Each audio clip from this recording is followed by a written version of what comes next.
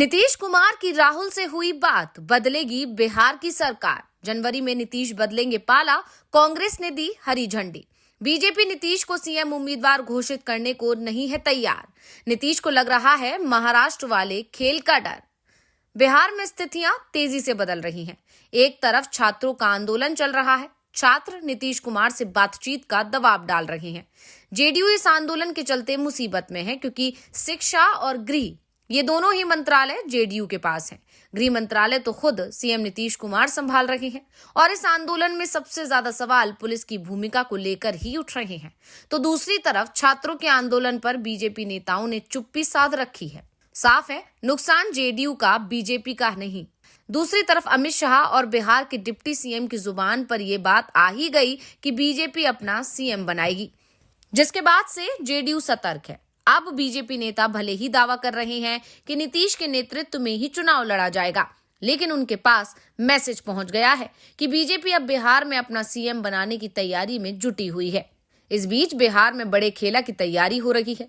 वैसे तेजस्वी यादव का भी इस बीच में बयान आया है। उन्होंने किसी तरह के बदलाव से इनकार किया है, लेकिन एक बात राजनीति में कही जाती है, जो काम होना होता है उसके संकेत नहीं दिए जाते।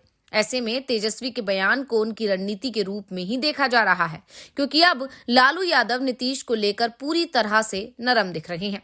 तो क्या बिहार में खेला हो चुका है? आज हम अपनी स्पेशल रिपोर्ट में इसी सवाल पर करेंगे चर्चा, तो वीडियो को आखिर तक जरूर देखें। बिहार की सियासत में इस समय जबरदस्त बवाल मचा हुआ है। दावा किया जा रहा है कि नीतीश कुमार एक बार फिर से पलटी मारने को तैयार हो गए हैं। नीतीश कुमार 2 दिन के लिए दिल्ली आए हुए थे और इस दौरान बड़ा खेल हो गया है। वैसे तो नीतीश की ये मुलाकात स्वास्थ्य कारणों के चलते बताई गई थी। कहा गया कि उन्हें एम्स में अपना चेकअप कराया है।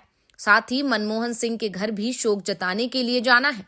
नीतीश कुमार ने ये दोनों काम किए थे, लेकिन इस बीच ये खबर आई कि नीतीश कुमार की कांग्रेस नेताओं के साथ भी बातचीत हुई है। कुछ लोगों ने तो यहां तक दावा कर दिया है कि राहुल गांधी भी नीतीश से बातचीत कर रहे हैं, लेकिन इस खबर की कोई पुष्टि नहीं हुई है। दरअसल बिहार में कुछ समय से ईडी की सक्रियता ने बता दिया है कि यहां बड़ा खेला होने वाला है।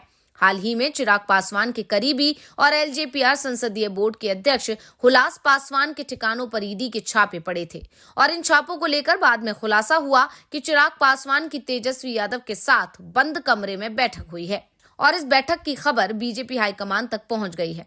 इसके बाद से ही अचानक ईडी सक्रिय हो गई और चिराग के करीबियों पर छापेमारी शुरू हो गई।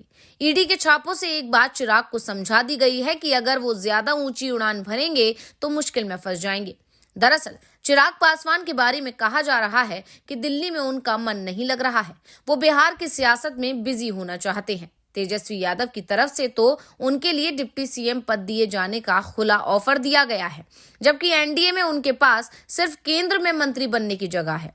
राज्य में उनके लिए कोई बड़ा पद नहीं है, जबकि चिराग कई बार राज्य की राजनीति में सक्रिय होने के संकेत भी दे चुके हैं। चिराग को भी इस बात का एहसास है कि जब तक उनके पास 40 विधायक नहीं होंगे, तब तक राज्य सरकार में उनका दबदबा नहीं होगा और एनडीए में उनकी पार्टी को ज्यादा से ज्यादा 30 सीटें ही लड़ने को मिल सकती हैं।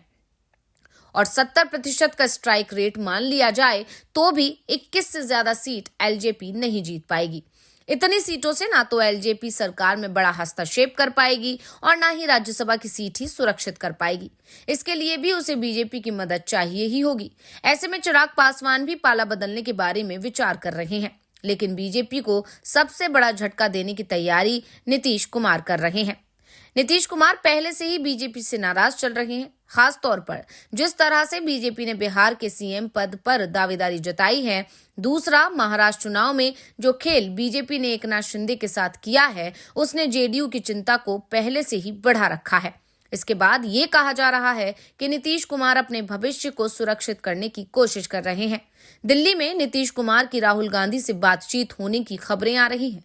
अब ये बातचीत किस माध्यम से हुई है, ये साफ नहीं है। दावा किया जा रहा है कि कांग्रेस के कुछ नेताओं के जरिए नीतीश ने अपनी बात राहुल गांधी तक पहुंचाई है और बदले में राहुल गांधी ने भी पॉजिटिव रिस्पॉन्स दिया है, लेकिन अभी भी बहुत कुछ तय होना है। कहा जा रहा है कि अगले महीने यानी जनवरी में राहुल गांधी बिहार जाएंगे और राहुल गांधी के बिहार दौरे से पहले ही सब कुछ तय हो जाएगा। यानी बिहार में जनवरी में एक बार फिर से सरकार पलट सकती है। इस साल की शुरुआत में 27 जनवरी को बिहार में सरकार पलटी थी। नीतीश कुमार महागठबंधन से रिश्ता तोड़कर एनडीए में शामिल हो गए थे, लेकिन नीतीश की पलटी मारने के संकेत 28 दिसंबर 2023 को ही मिलने लगे थे, जब नीतीश ने दिल्ली में हुई पार्टी की राष्ट्रीय कार्य परिषद की बैठक में राष्ट्रीय अध्यक्ष पद से अचानक ही ललन सिंह का इस्तीफा ले लिया। ललन सिंह अपने इस्तीफे से खुश नहीं थे। वो राष्ट्रीय अध्यक्ष पद बरकरार रखना चाहते थे, लेकिन नीतीश के दबाव में उन्हें इस्तीफा देना पड़ा। इसके बाद नीतीश कुमार खुद ही राष्ट्रीय अध्यक्ष बन गए और संजय झा को उन्होंने कार्यकारी अध्यक्ष की जिम्मेदारी दे दी। ललन के अध्यक्ष पद से हटते ही संजय झा और अशोक चौधरी सक्रिय हुए और 1 महीने में ही नीतीश कुमार ने पलटी भी मार ली थी। और अब एक बार फिर 28 दिसंबर को खबर आई कि नीतीश कुमार दिल्ली आ रहे हैं और इस खबर के आने से ही बिहार में खलबली मच गई। सवाल उठने लगे कि क्या नीतीश कुमार पलटी मारने वाले हैं, और अब कहा जा रहा है कि दिल्ली दौरे पर नीतीश कुमार ने बड़ा खेल कर दिया है। जनवरी में इसका असर दिखाई भी देगा और इस बार भी 27-28 जनवरी को खेल हो सकता है। अब सभी की नजरें 5 और 6 जनवरी को अमित शाह के पटना दौरे पर टिकी हुई हैं। अगर नीतीश कुमार पटना में अमित शाह से मुलाकात नहीं करते हैं तो साफ हो जाएगा कि नीतीश कुमार ने पलटी मारने का दिन भी तय कर लिया है। फिलहाल पटना में इस बात की जबरदस्त चर्चा चल ही रही है कि नीतीश कुमार एक बार फिर से महागठबंधन में वापसी करने की तैयारी कर रहे हैं। महागठबंधन में भी सभी दलों ने इस पर अपनी सहमति जता दी है। वैसे इस बार अकेले नीतीश कुमार ही महागठबंधन में नहीं आएंगे, बल्कि साथ में चिराग पासवान भी महागठबंधन में आ सकते हैं।